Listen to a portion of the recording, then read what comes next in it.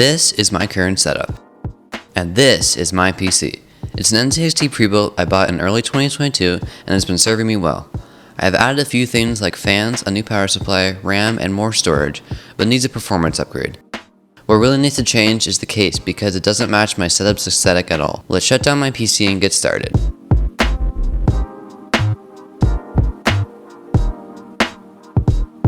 Need to clear my desk first because that's my only available workspace.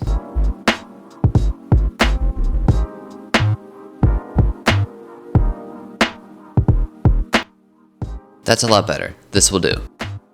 Now of course I need to unplug the cables before I start. Power cable is really hard to unplug.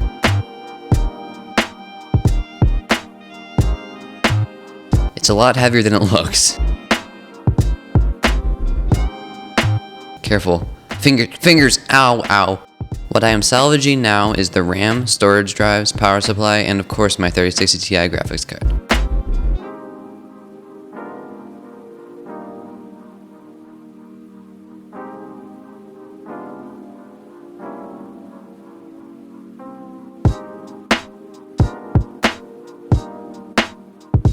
Jesus, M.2 screw is super tiny. Gotta be careful with it.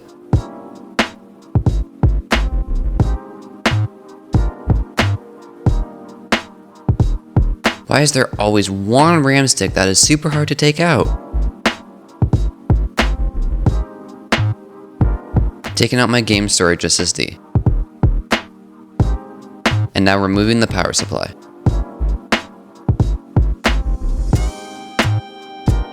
These are all my new parts, new CPU, motherboard, AIO, and of course a case. Let's start by unboxing the case. It was really nicely packaged and the foam is extremely thick and made it very difficult to remove from the box.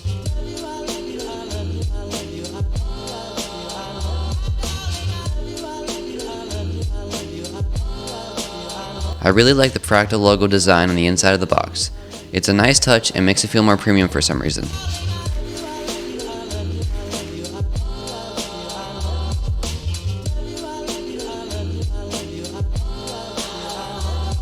The thumb screws, if I can even call them that, were really tight and hard to remove.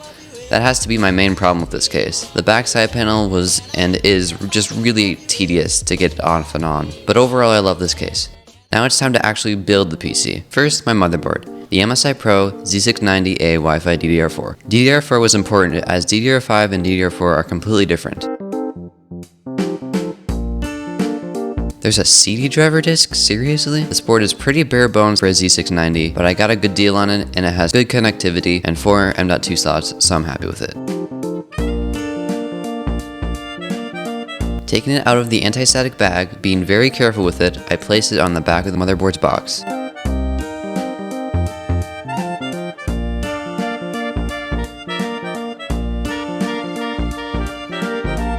First, I installed the RAM because I wanted to save the CPU for last. I was nervous because one of the latches for the RAM was loose and sort of broken. I had already had to return a motherboard before this because Amazon sent me the wrong model, and so I just kept going.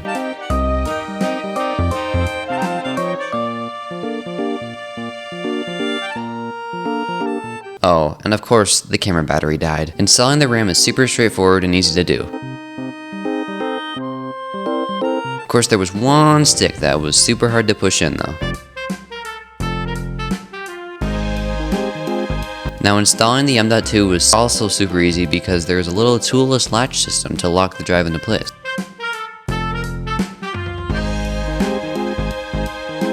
Don't worry, I peeled off the sticker on the heatsink. And now it was time to install the CPU. I was nervous. I had never done this before, but I know from videos and watching hours of Linus Tech Tips that it's super easy. That didn't change the fact that this was extremely expensive though.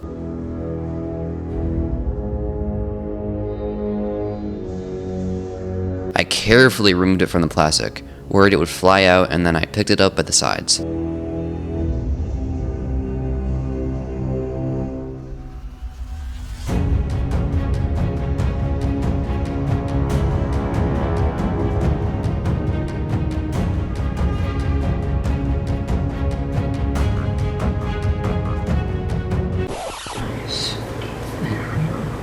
As expected, it wasn't hard at all, and all the anxiety left me. I lowered the latch and proceeded on to the next step of the build. I had to install the bracket for the AO. There's stickers! Taking the backplate out of the box.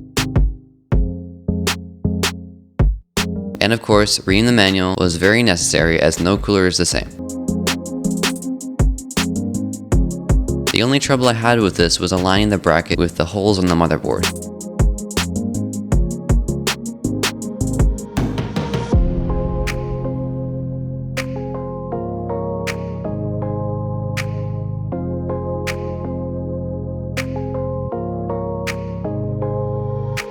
Bringing back the case, I had to put the motherboard in, but first I needed to install the I/O shield, which unfortunately with this board wasn't built in.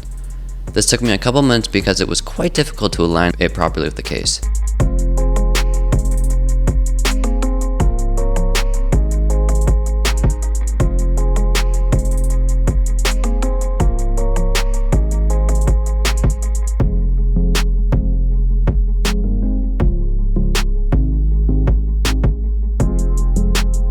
Opening the box with the screws in it and reading the manual to see what screws I used to attach the motherboard to the case.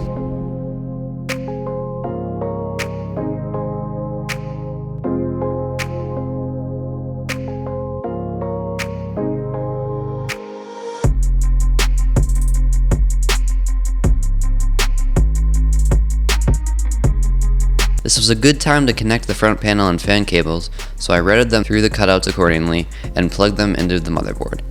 Of course, the JFP1 cables were a pain, but not nearly as bad as I expected. The manual was a big help with it.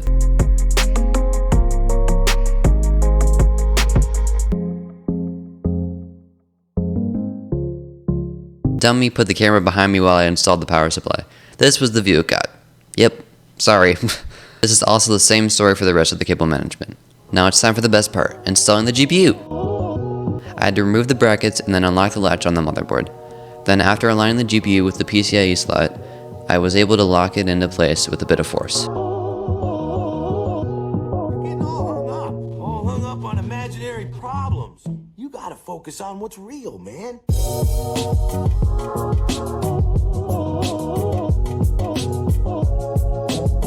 After that, I screwed it in and connected the power cable. I absolutely love the sleeves extension cable I got. It's so much nicer looking than the annoying adapter. I had to cable manage those cables a bit, but I basically just shoved them in the bottom of the case. Of course you can't see it though. Here I'm attaching the fans to the radiator.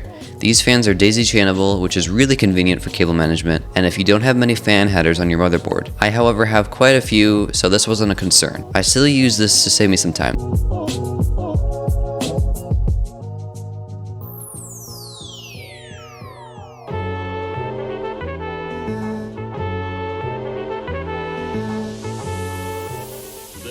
Carefully attaching the bracket to the pump block without touching the thermal paste. I did not expect the thermal paste to have such a strong scent. It kind of smelled like rubbing alcohol. Making sure all the screws are evenly tightened onto the pump to ensure proper pressure. Cable managing fan cable and plugging in the fan AIO pump header into the proper connectors. There were some peels on the radiator, so I took the ones that would be inaccessible later off and saved the ones I could take off later. Now this camera battery died. Whoops. While those both charged, I installed the radiator. I didn't realize I was using the wrong screw, which I think was for a push-pull configuration, so hopefully I didn't damage anything. I eventually used the right screw and it attached no problem. Attaching the pump was straightforward but difficult because the screws had springs in them. One of the springs just wasn't having a great day, so it decided to jump into the basement of the case. I shook the case around and it eventually fell out.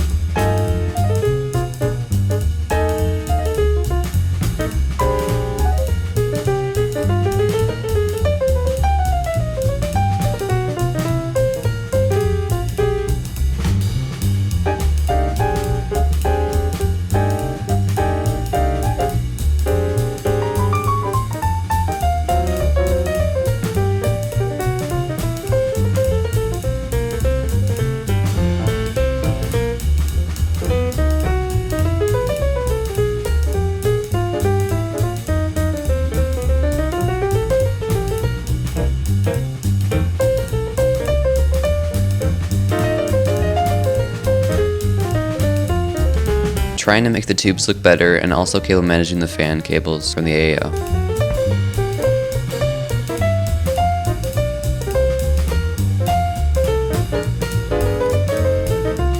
And just like that, the PC is done. Let's check it out and see if it posts.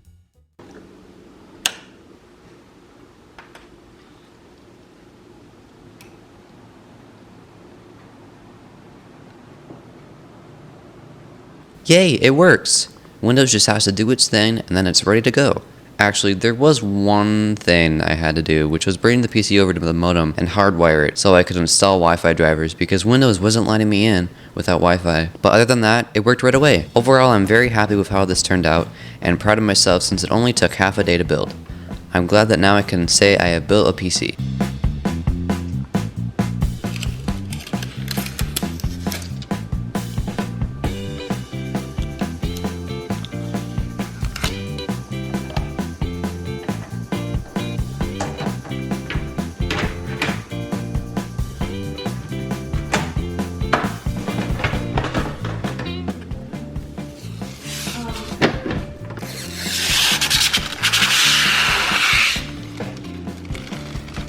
That was the weirdest peel sound ever. Thank you so much for watching. I really hope you did enjoy this video. If you did, consider subscribing for future tech related videos. I love tech and this is one of my biggest joys and hope you enjoy it too. I plan to make a review on the Fractal North soon, so if you're interested in that, be sure to turn on notifications. Thanks so much for watching and here's some more pictures and finally, a setup reveal.